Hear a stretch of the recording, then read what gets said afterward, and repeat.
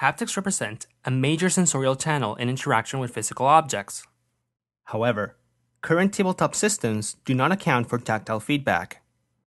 We use the Haptic Tabletop Puck, or HTP, as a cheap way to simulate haptic feedback. The device consists of a rod that moves up and down, with a pressure sensor attached on top. At the bottom, a small rubber plate is used to simulate friction, while a fiduciary marker tag is used to recognize the puck's location and orientation on a table. With the HTP, one can interpret information pertaining height, malleability, or friction. Despite the simplicity of the device, programming for the different hardware components can still be difficult and time-consuming. We created the HapticTouch Toolkit to allow rapid exploration of haptic applications. The toolkit consists of a layered API, which allows simplification of common tasks as well as high flexibility for experts. In the raw layer, we created abstractions that allow access to information such as the height of the rod, pressure, friction, location, orientation, and ID of each individual puck. The behavior layer introduces the concept of haptic behaviors. Haptic behaviors are customizable and combinable responses to changes in height, pressure, and friction values. Haptic behaviors can also be affected by external factors, such as the puck's location. Our basic set of haptic behaviors includes softness, oscillation, breakiness, and static.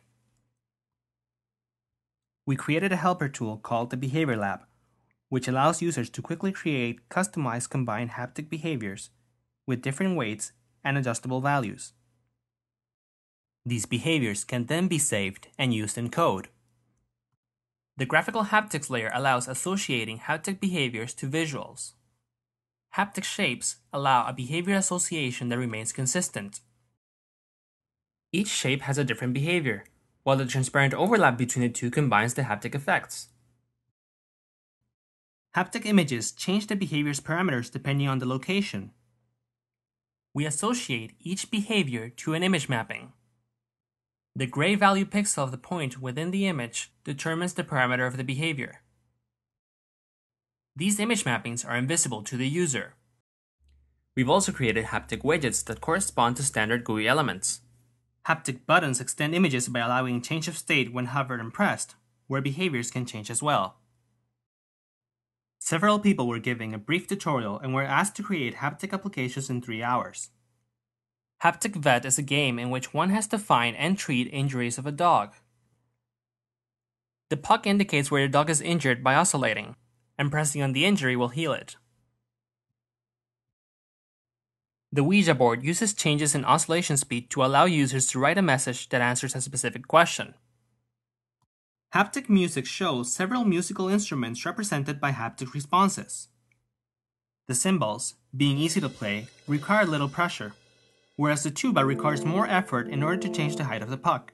Maracas take advantage of the sound the motors produce in order to create sound, and the piano changes the pressure required depending on the key pressed. A puck's oscillation can be used to mark tempo, similar to a traditional metronome. We believe that tactile feedback continues to be more and more relevant for touch-based interaction. With the HapticTouch Toolkit, one can quickly create rich expressive applications that simulate tactile feedback for two-dimensional surfaces.